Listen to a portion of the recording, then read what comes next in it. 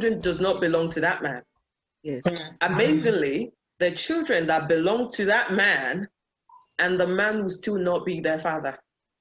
And the woman will still be a single parent in that marriage. Yes. And the children belongs to the man. Yes. So I'll come back to, I just wanted to input that before I move on, because it was one of the things that we're talking about, being married and single. They are actually in a marriage, the man fathers the children, but the man is not. Yes. They're just single parenting them. At least the impact of what has been found in survey as well, and what you see happening. The children, well, according to the surveys, keep saying children that come from a divorced single parent home and separated and all of that, that the girls are likely to be teenage pregnancy. Yeah. Fall in the category of teenage pregnancy, and the young and the boys are likely to be rebellious and idle and get into crime. But my own survey and the things that I've understand through Christ is most of these children sometimes, some through rebellion. I did a YouTube video about that as well. Some because of the discrimination, because of the way people treat them, especially the boys, they might become aggressive. They might become very unruly, not because they are unruly or because they are aggressive or because they don't have discipline. It's because people segregate them, separate them, kind of treat them differently. They become rebellious. And that can be helped as well. This is what I say to people: befriend your children. And if you know people that truly love your children, befriend them, because that will help that rebellious spirit or that rebellious attitude. Because any normal human being, when you're pushed to the wall, you will rebel. Or when you think people are segregating or discriminating against you, you would become a rebellious person. For the girls, they say teenage pregnancy, and they say some of them will join gang. But to be honest, not everybody will be. The children from double parent family that are pregnant at teenage. That's right. Because survey would always be survey. And when was the last time this survey was carried out? Years back. But when you look at most children from single parent homes now, because also this is why it's important for parents to have a relationship with their children.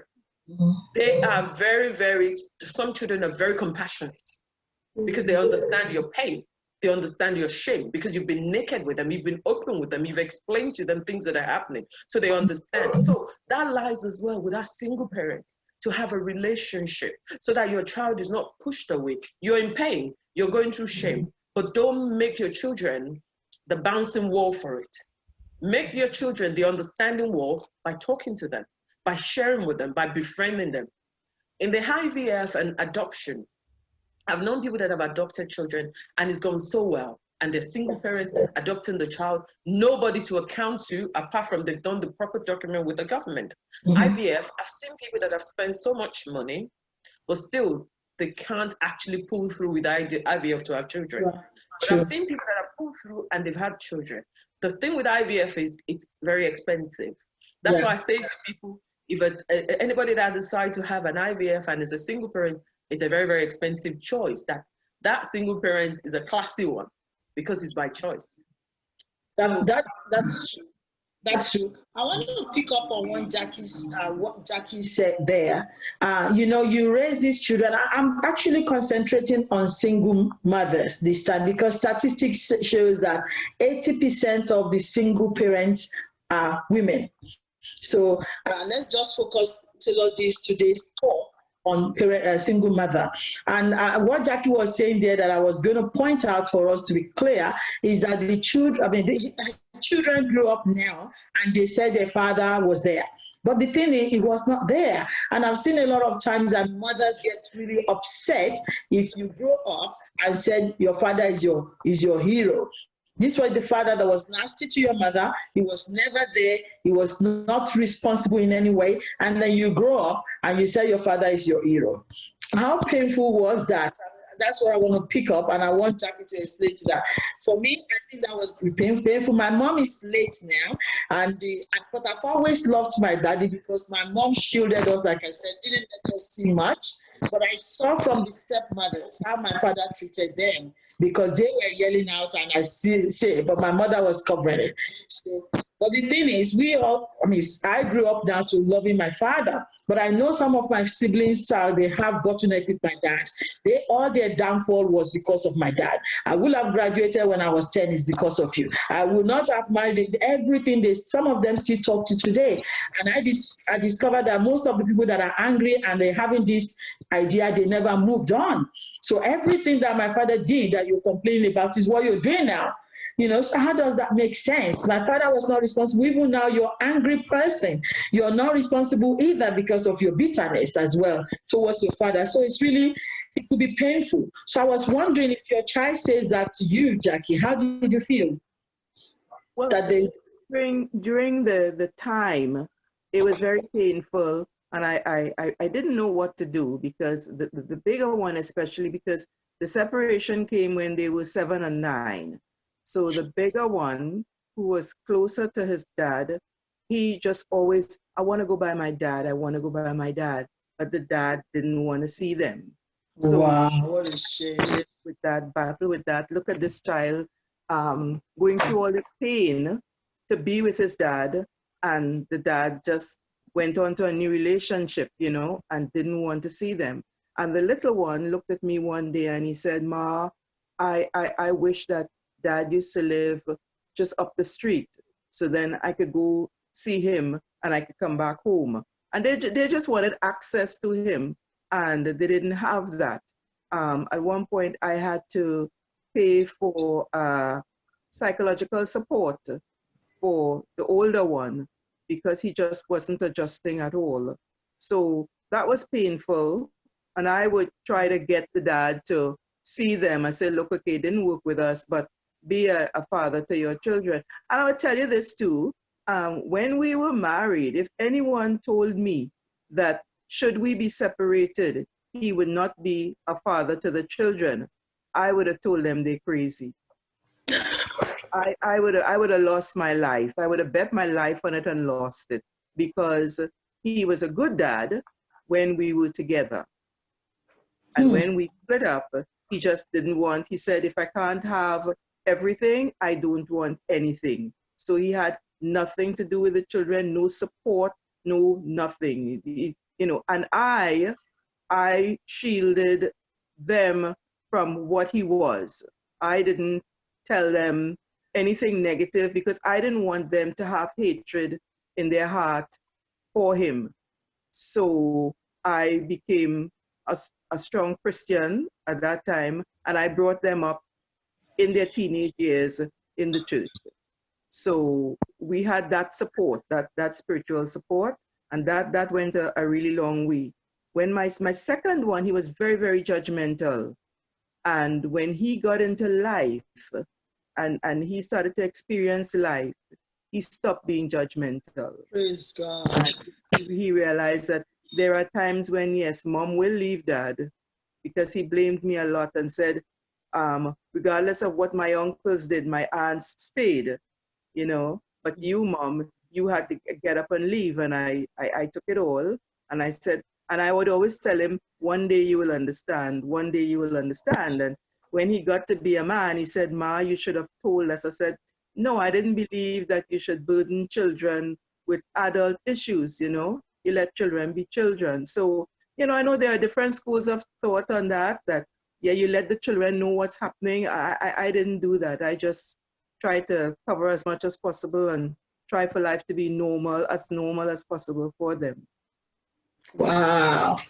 Unbelievable. Lisa, I know, Lisa, you experienced that as a single child as well. Yeah, definitely. My mother shielded us equally, I think my father's relationship started, long time ago, where, he started freelancing at home, but, my mother was really shielding us. By the time we found out as kids, she would still just talk it away. And as kids, we would want to get to it and address it and all that, but she would say, "No, let him be.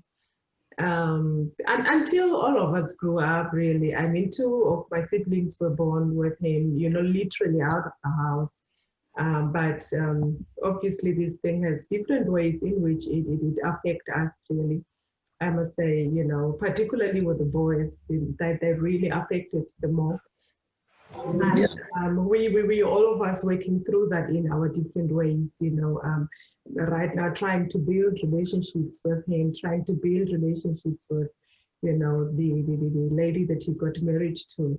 But I must admit, my mother never gave us an opportunity where, you know, she was a part and parcel of us trying to get back to our father, or, you know, trying to be nasty to him and all that. She would always say, don't do that now. He's not, you know, that kind of a person. And she would always shield him really until we grew up and, you know, we started asking her direct questions. And at least that was a conversation, and not really when we wanted to get back onto our father. You see, all our mothers, they always protect us from this. They always should. And interestingly, I don't know if you picked what Liz said. After the father left home, the mother still had 2 children for him. How do you do that? So your mother must really love this guy, even though he was never there. You know, you still went and have 2 children. That's unbelievable. But Liz, I knew that you were not happy with the stepmother. Yeah, sure. I mean, as a girl, you take your mother's side always. You know, it's you don't necessarily understand how your father can go and love somebody else. Really, what happened to my mother? Yeah, I know. What is it she doesn't have? You know. So yeah, I wasn't happy. I wasn't happy at all, and I had tantrums. I really had tantrums. That you know, growing up, I understood and I had to repent from. But I had my own ways that I was, you know, trying to really make it tough for her, trying to let her know that, you know, I'm really not happy with you. But yeah, I'm just happy my father did an honorable thing. You know, he separated, like in divorce, and went to get married to this woman. So we had to work our way out in order to do the right thing. You know, if he's not in our lives anymore, you know, we had to do the right thing. But in terms of the other 2 siblings, of course, you know, he was freelancing. Is freelance the right word? You know, he would come. Oh my God. He had a bit of both worlds for quite a number of years, actually. So yeah, that's what happened. Sorry, there's no way we're going to be able to finish this in 8 minutes, because I tell you, we have not even scratched the surface yet. So definitely we're going to have part 2 of this. We're going to have the part 2 of it, because we have an encyclopedia of information on the page in everywhere. You haven't even heard anything about Jackie yet. If we start with Jackie, it will be day and night and day and night. And we haven't even reached Funke at all. So we're going to have to do second part of this. And in saying that, you know, you were talking about the children, that children from single parent homes, they childhood pregnancy and all that. I was thinking, Obama was a single child. He became the #1 in the world. Oprah Winfrey was out of wedlock, a single child, and she became one of the biggest recognized women of the whole time. And Les Brown, we talked about. So really, single parent or no single parent is just stigmatization. I don't think it really matters, because in most homes of double, it's still the mothers that raises the children. So whether you have husband or you don't have, fathers are not the nurturer, they're the disciplinarians, the providers. So the nurturer and the encourager and the builder are the mother. So whether the father is there or not, it's just what we felt, that my stepmother is really not my mother.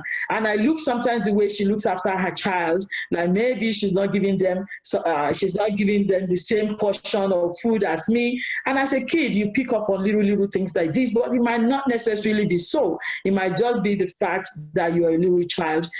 Yeah. You know, I don't think I actually really want us to.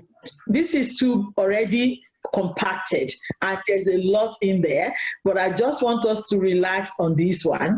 I'm going to have to call us back definitely. I'm going to have to call us, but because I want to find out, for example, how did Funke do it? Funke, you've been single for how long, Funke?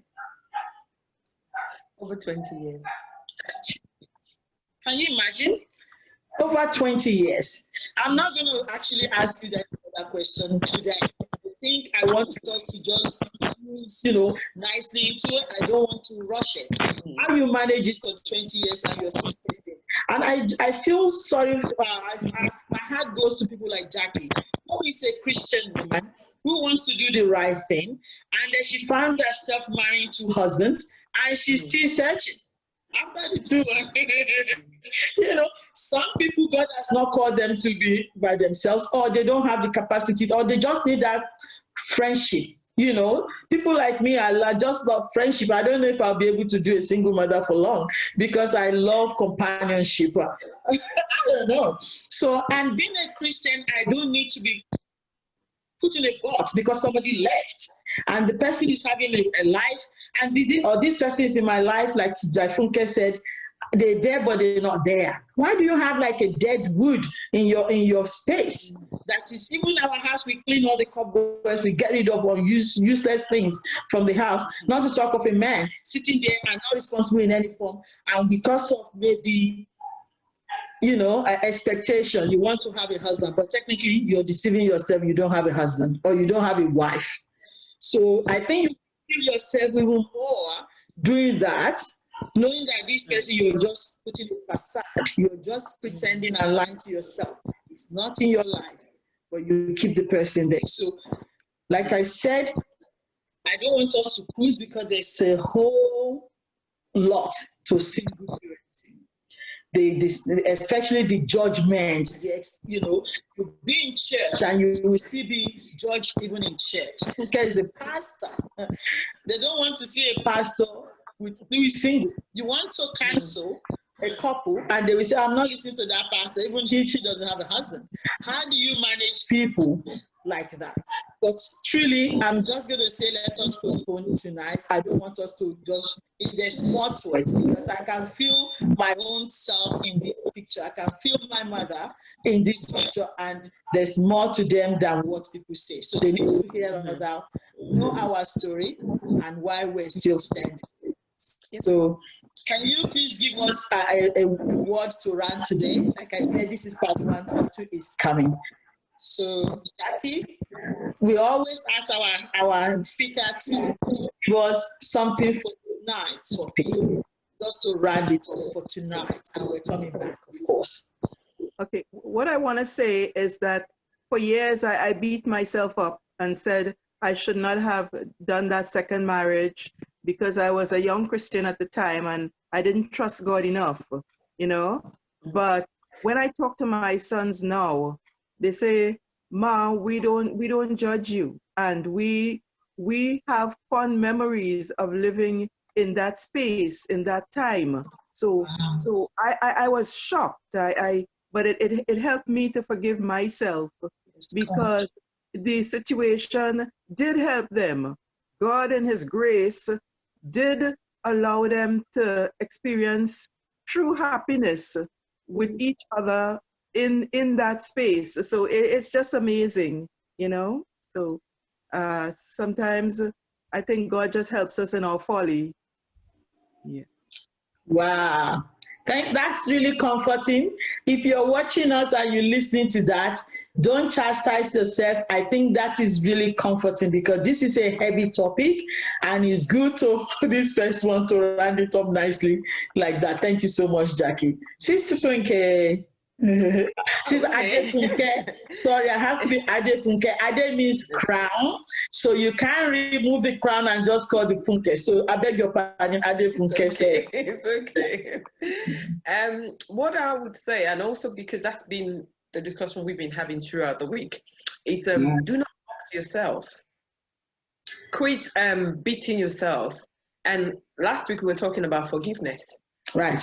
Get out of that box, forgive yourself. Because if you start asking the question from today till eternity, how did I get here? You're never going to have an answer because sometimes you didn't go on that journey. That journey happened.